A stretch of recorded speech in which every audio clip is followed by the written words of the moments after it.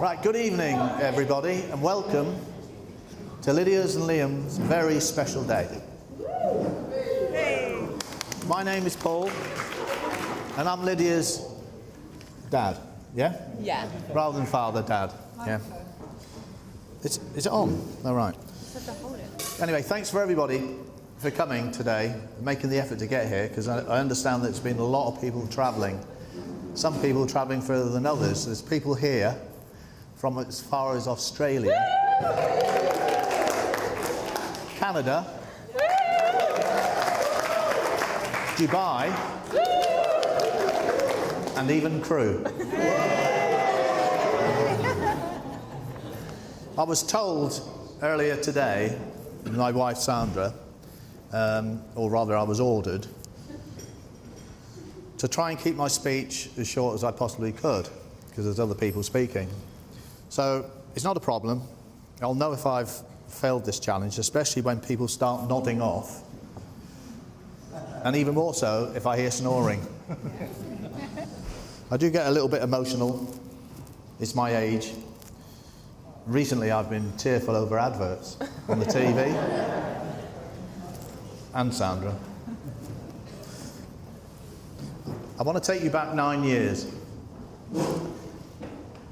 I can remember Lydia running home, so excited, she's nearly wetting her pants. The fact that she'd met this guy called Liam, and he was basically the bass guitarist in an up-and-coming group. At the time, she was doing a photo shoot for the BBC as a promotional thing for this band because they were the next hot thing. So my first thoughts, being a dad, she's met a bass guitarist in a group. She's going to be a groupie.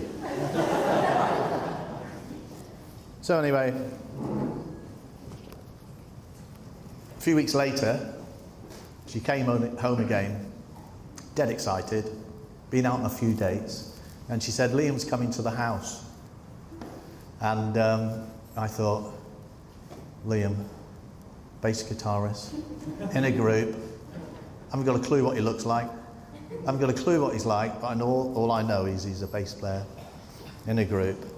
So all of a sudden, it's the way my mind works, unfortunately, I started thinking, Liam Gallagher. And then I had visions of this guy walking into the back door, not even using the front, smoking a reef, using the word cool in every sentence, and using the F word. So anyway, the big day arrived, when eventually he walked in the door, and I was so surprised. I was right. No, I was completely wrong. But he did let himself down a little, to be fair, when he told me he supported Manchester United. And then I thought, well, perhaps Liam Gallagher wouldn't have been so bad. He supports Manchester City. As it turns out, Liam was well-mannered, courteous, very positive, an intelligent guy, and very relaxed about the whole experience. I was the one that was nervous. However, I did notice he was very, very laid back. In fact, the most laid back person I've ever met. So I started thinking again, Dad's thoughts. I thought, if I was to trip him over deliberately, he'd probably get up and apologise for being in the way. It's the sort of lad he is.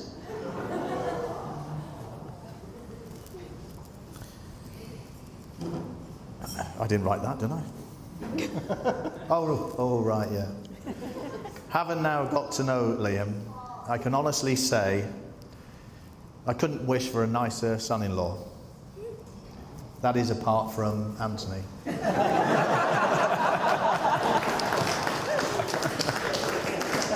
I'm only joking. I want to talk about Lydia now because the lads, the best men, are going to fill you in on the history of Liam. Unlucky. Lydia was a late addition, 9 years and 11 years younger than her brother and sister. She had a lot of catching up to do. It was clear from a very young age she loved animals, and if she went missing, she'd be snuggled up in the dog's bed with the Labrador, Sam. Fast asleep. She just loved dogs, like you do now. And then she progressed from age 5 to 15, and she loved dancing and went to ballet and tap lessons on a regular basis. Now a teenager, she progressed to a competitive street dance troupe. And she tells me they competed, I should know this, but she tells me.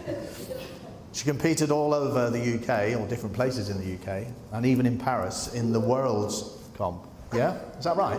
Yeah. You did? What was it? European? Round of applause. You were shit. I believe the love of dancing and competition embedded the discipline into her personality. It didn't do any harm, that dancing. It's a good discipline. As I said, Lydia had a brother and sister 9 and 11 years older, already setting the standards with good academic and career achievements. The challenge was on, just like Lydia. She went to Salford University, achieved her degree, first with honours in television, radio and marketing. Later she gained a diploma with a merit for professional digital marketing, which is a highly recognised award in the industry. She doesn't stop. After university, she was offered a job as the marketing officer at the Trentham Monkey Forest, where she worked for a number of years, increasing the customer footfall dramatically. After this, she moved to Bewilderwood in Cheshire, where she now is the head of marketing and media for the 2 attractions, including the flagship attraction in Norfolk. As I said, Lydia does not stand still. Lydia's idea of a long walk, for example, because she's really adventurous as well, and this was for charity, was climbing Kilimanjaro. Thing is, she took Liam with her. It was longer than 10 miles, isn't it? Her idea of spending some time with animals was not going to the zoo like normal people, but going to Thailand to an elephant and stray dog sanctuary to work on a voluntary basis for a week. Took Liam as well. And I was thinking when I was writing this, what have you let yourself in for? Anyway, Liam had to endure these endeavours. Lydia has always been a very unique individual.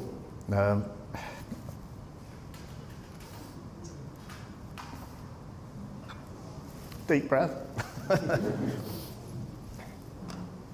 who we are very proud of. She has many positive strengths, and the journey of marriage with Liam will continue to blossom forever. We love you both very much. On a finishing note, this is an analogy. There's a way my mind works, which I think is quite typical about Liam and Lydia. For all of you who have tasted the company of Liam and Lydia together or as individuals, reminds me of cheese and biscuits. She hates cheese. I love cheese, I can't have it. Gutted. That's why I put it in. The taste of cheese is nice. The taste of biscuits is nice. Taste them together and the taste is even nicer. I'd like you to raise your glasses to a toast to Liam and Lydia, bride and groom. Thank you very much. I'd like to pass over now to the groom. I didn't know how to really top Paul's speech, but that's started me off properly well, to be fair. I can only get better now. Before I begin, I would just like to announce that, as well as being my and Lydia's wedding day, we also have an anniversary in the room. So Audrey and Mike, it's their 44th wedding anniversary today. So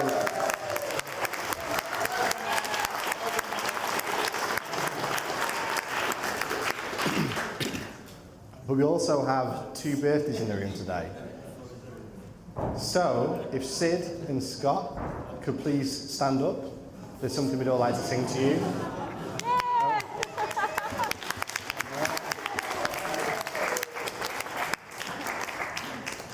And there should be some cake. But I don't know where they are. There should be some cake. cake. We'll give them a minute. Whatever. Oh, here we go. Maybe. Hello. Tell them, bring the cakes. But in the meantime, let's start singing. Sid and Scott. Happy birthday to you. Happy birthday to you. Happy birthday, Sid and Scott. Happy birthday to you. Hooray!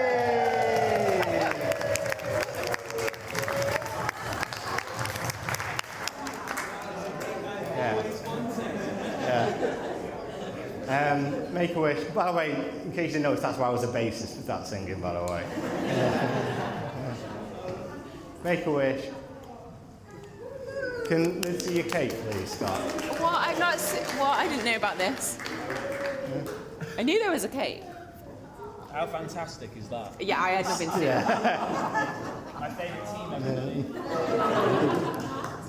So, good afternoon, everyone. In case you don't know me, my name's Liam, and I just got married today. The reason for that is Lyd had basically said under no circumstances could I have a Man United cake at my wedding, but as it's Scott's birthday, it's not my decision, it's for him, to be fair. So it's his fault. Thank you, mate. I appreciate that. Firstly, my wife and I would like to thank everyone for being here with us today. Everyone looks absolutely fantastic, but Sarah, Sandra, Mum, and especially you, Lydia, you look absolutely stunning. Uncle Dave, you could have made more of an effort.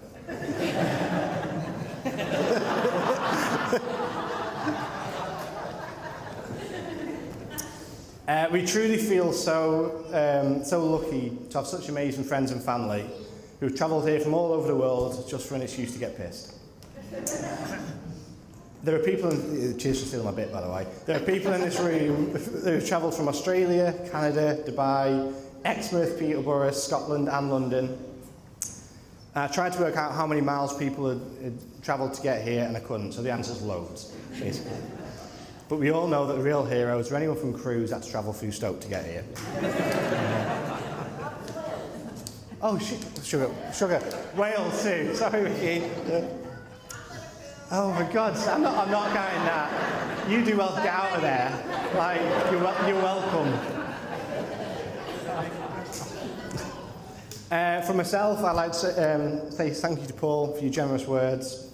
That was a lovely speech, I thoroughly enjoyed it, and thank you for always welcoming me into your family over these years. I'm so grateful to be able to call Sandra and Paul my in-laws. When I asked for their permission to propose to Lydia, I tried to bribe them with some alcohol, and when it worked, I was very, very happy. And I'll always remember Paul saying to me that I couldn't think of anyone better to marry Lydia, which I thought was dead nice. And then on the way home, I realised, I bet he's tried, though.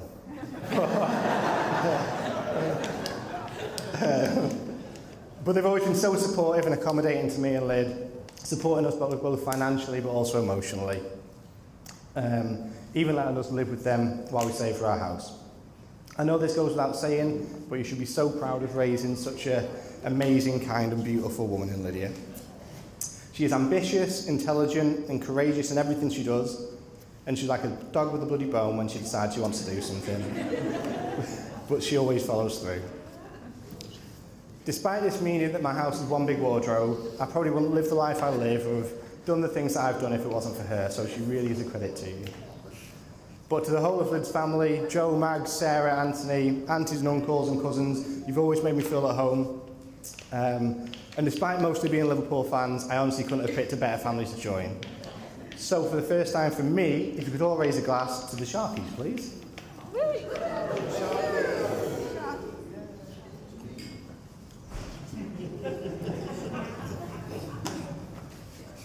Oh, also Joe wanted a shout out, so thank you Joe, just for being here.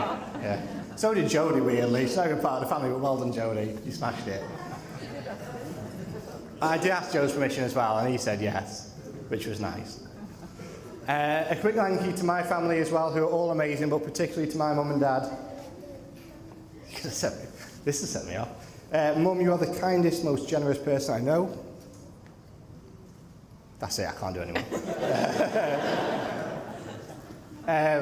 You always put yourself before others, and despite refusing to admit that you're stubborn, I know that if you're doing something, it's probably the moral thing to do.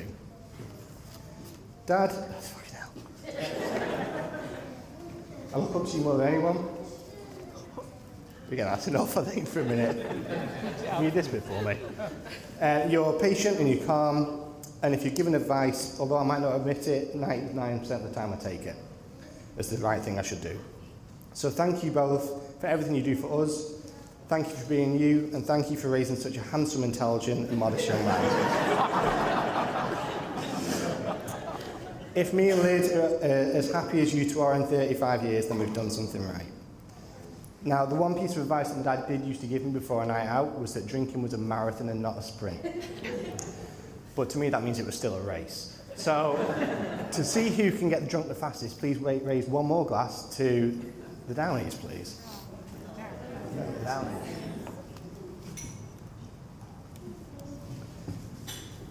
This part shouldn't be too bad, actually. So when it comes to the wedding party, I think we've smashed it, Lyd. Sarah, you're an amazing sister to Lyd. Your heart is always in the right place, and you're always there to support her. Your wedding dress expertise and discount has been so helpful in the run-up to today, and by the sound of things, you pulled off an amazing hen do. Our page boys and flower girl, Reggie, Ralph, and Ava. There she is, looking classy. Yeah, well, you were fantastic as well. And as everyone can see, we've got a lot of nieces and nephews we could have chosen from, but I'm really sorry, table 26, but these three are the cutest, so unlucky. To my groomsmen, you've all played your part today, and it means a lot to me to have my two brothers and my two new brother-in-laws being as supportive as you has been. You've all taught me loads over the years. Stephen, you taught me how to make a good pot noodle. Larry, you taught me that pulling on a night out is nothing but a numbers game, and if you ask everyone, one of them is bound to say yes.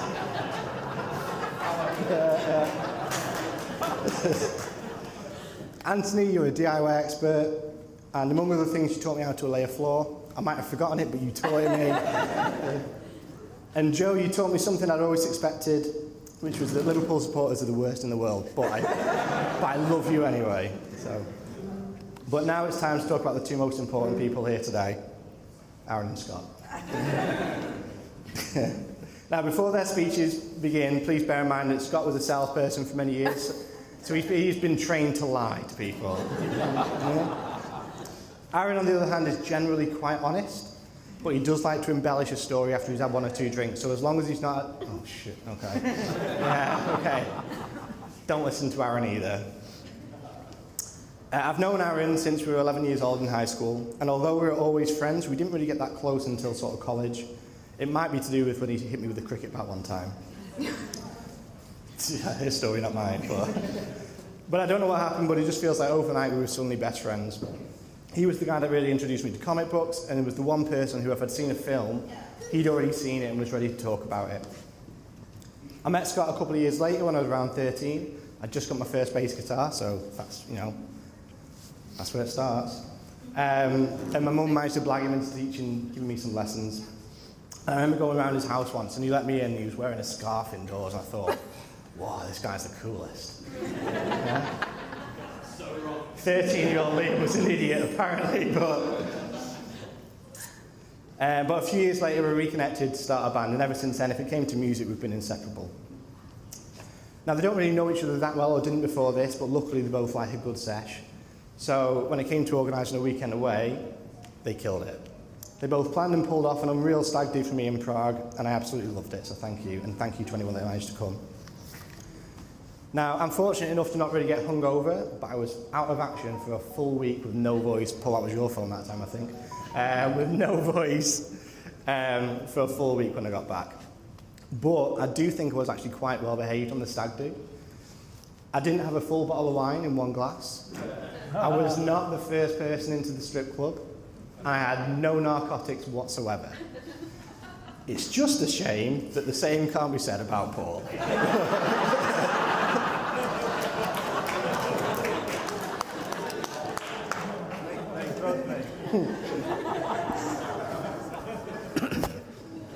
Now, I could go on talking about our memories together with these two today, but I won't spoil their fun. But I just wanted to say, you've both always been there for me, and no matter what, and you really are the best friends that I could ask for, so thank you. So once again, please raise a glass to our wedding party, please. The wedding party.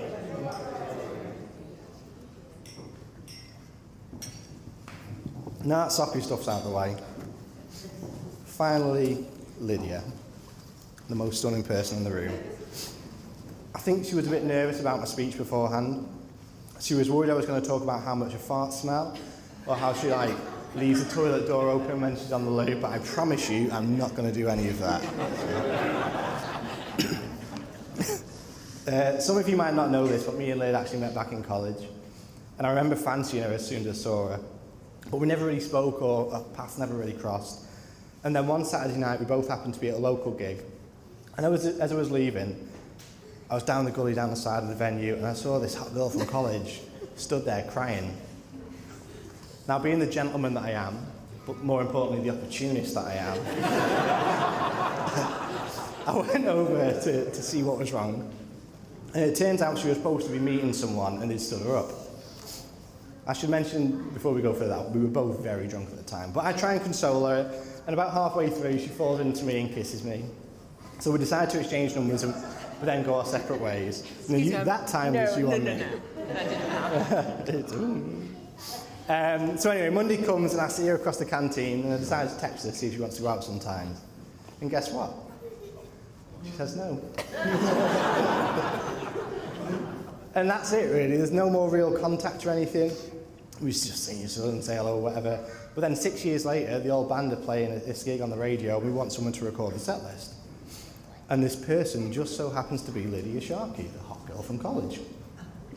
So I drop her a message saying hello, and the set goes well, but we both end up having plans that night, so nothing's really going to happen. But then they both end up cancelling for one reason or another. So I'm in Scott's car, and I pluck up the courage to say, let's do this, let's go out for it. That's way smoother than that, but I basically said, do you want to go for a drink? And this time she said yes. So I got out of Scott's car, got into Lyd's car, and we ended up having our first accidental date. Anyway, things are going well, and a few months later, we're walking down that same gully, by the same venue, and I say, hey, here we are, back at the spot of our first kiss. And she goes, that was you.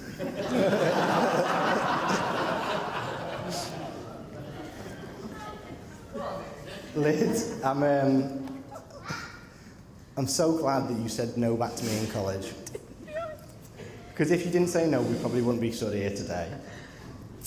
But as you made me wait 6 years before going out with me, it was only right that I waited 7 years to propose. Lydia, marriage is about give and take, and about making sacrifices for the ones you love. And Lyd's already demonstrated this today by letting me have Star Wars in the ceremony. But also agreeing to give up the objectively cool surname Sharkey for the slightly unfortunate sounding Downey. But for those that don't know, Downey is an Irish surname which actually means hold with the fortress. And I feel like that's what we've done in our relationship. We've built a fortress together. We've built such an amazing life, and although life isn't always easy, our relationship has always seemed it. And although we're opposites in a lot of ways, our differences really complement each other. We work together so well, and we've changed each other for the better. I was never much of a bum guy before I met you.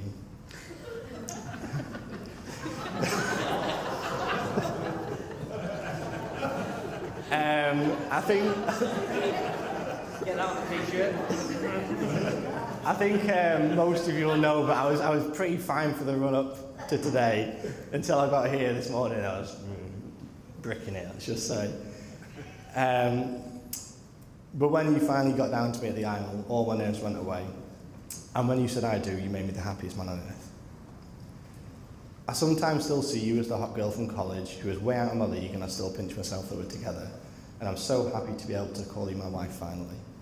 So with that in mind, could you please all be upstanding and raise a glass to Lydia? I stand Lydia. Thank you. I'll pass on to Aaron. Ladies and gentlemen, as most of you know, my name's Aaron, and if I could just say a few words, then I'd be a better public speaker. I've known Liam for 22 years now. We've been right there with him, we've grown up together. I've been there through your good times and your times in doorways. No one else is going to get that one, so you've got to laugh, mate. When Liam asked me to be his best man, I was ecstatic. And not many people felt that way in the pig on Nantwich Road. Little did I know that how many people you wanted to bring to the stag do, and how much organising that was going to take. But like I say, Paul, we're not doing stag memories now, are we? So. Liam has asked that I don't go into too many sordid details, keep out any sort of rude jokes or any sort of innuendo parts, but just in case I've missed any out, just give me a nudge and I'll whip it out. We've been to various different parts of the world together. We've been to Germany, Belgium, Romania. Personal favourite of mine was when we went to the US. We thought we'd be getting our organs harvested for SeaWorld tickets. Always a good laugh. Or the time we nearly had to leave you in San Diego because we thought you'd lost your passport. I'm sure I could stand here and embarrass you all day, to be honest, Liam. Of course, you're smart, charming, loyal, caring, honest, witty. What else was it you wanted me to say? Humble. That was the one, yeah. But really, though, you're a great guy.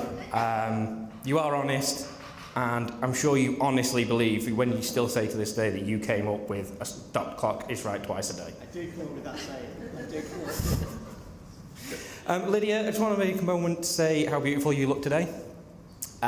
What a fantastic job you've done of basically putting the day together, because, of course, you did a bit, Liam, I know, but let's be honest. And also for basically making Liam into the man he is today as well. Nowadays, you go on work trips and leave him with Una all the time. But as I understand, in the early days when you were together, it took him like 2 hours to make steak and chips. So, progress at least there, I guess. Anyway, I think I've sort of rambled on quite enough now. My drink's getting a bit warm. So, if everyone could raise a glass then to the bride and groom.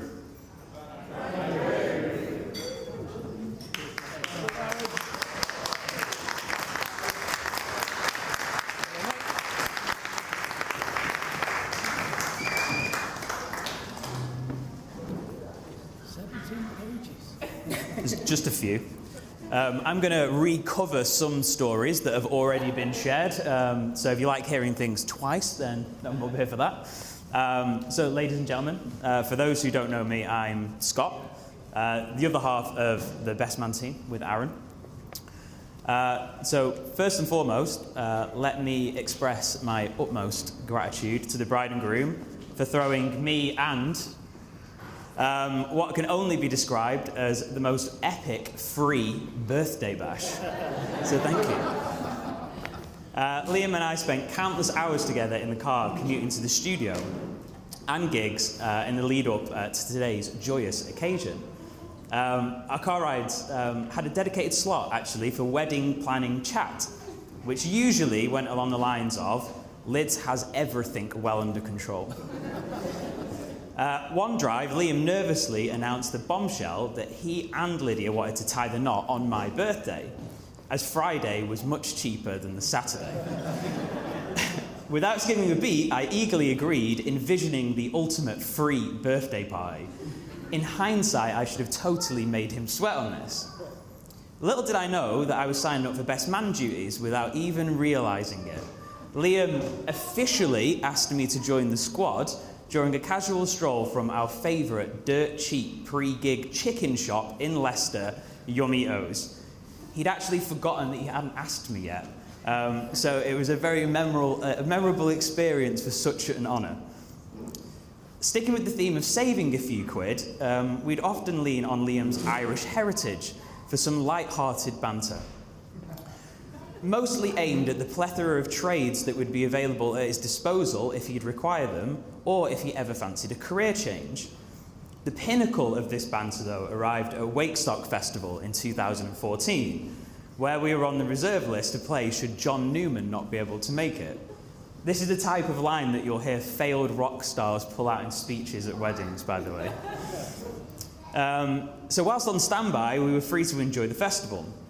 Walking from one stage to the other, we took a detour through the fairground. I'm sure you can imagine what direction the banter was travelling at this moment in time. As we approach, Liam suddenly raises his hand and says, "Hey John, good to see you, mate." To everyone's sheer disbelief, it was only Liam's cousin, John Downey, running the main attraction. I think it's the closest I've ever come to wetting myself in public. Outside of the stag, of course. But gentlemen, we won't talk about that. In particular, Paul. In my notes, it says something about Goldfinger.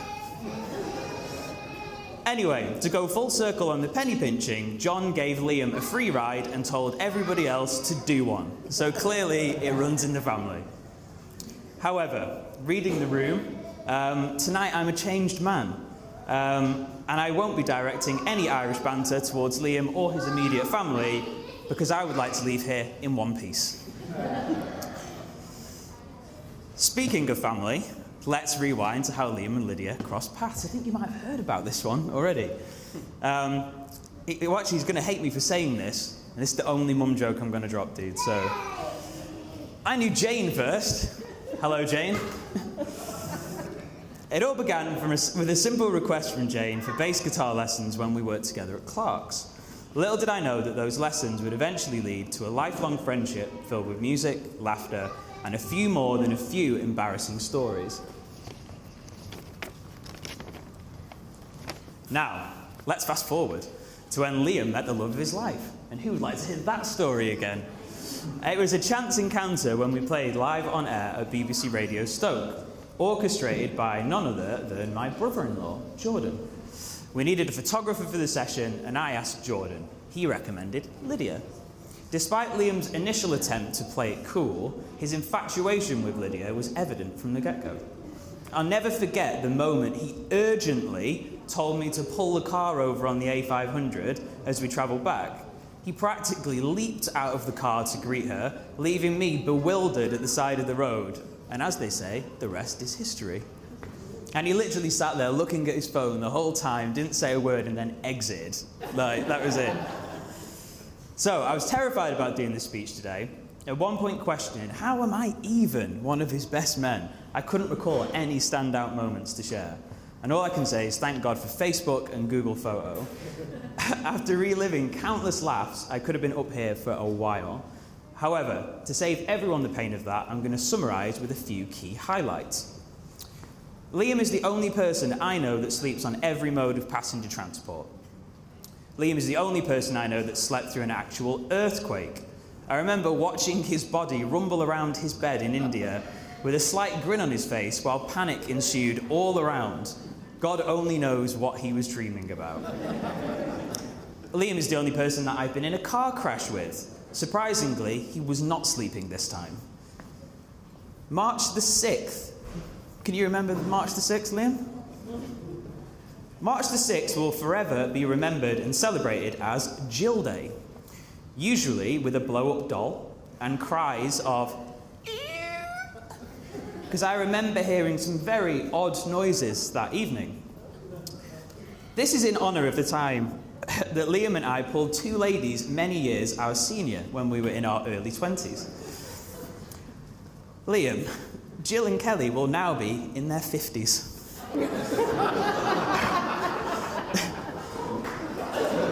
And As you're tying the knot today, this will likely be the only and last time we'll ever be paid for sex again.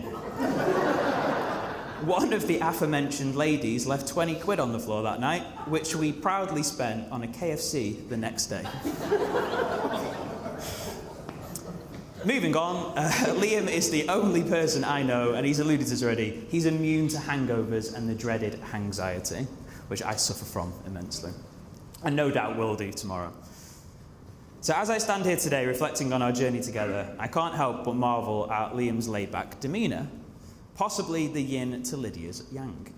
But I'm sure she won't fully agree with my positive assessment of his character. Personally, I'm a deep overthinker, a bit of a worrier, can certainly never sleep in public, mostly because of my overthinking, believing that I'll look like some kind of undiscovered species, slobbering, mouth wide open, embarrassing myself, which, if you've ever seen me sleep, is true. So, there are many reasons I love you, ma'am, but this is a big one. You're always there to calm my nerves, keep me on track, and I'll be very, very thankful for that. So, cliche to say, but Liam, you're my rock. Is it too late to annul the marriage? In closing, I'd like to raise a toast to the newlyweds, the dynamic duo, the ultimate power couple, Mr. and Mrs. Downey. Thank you very much.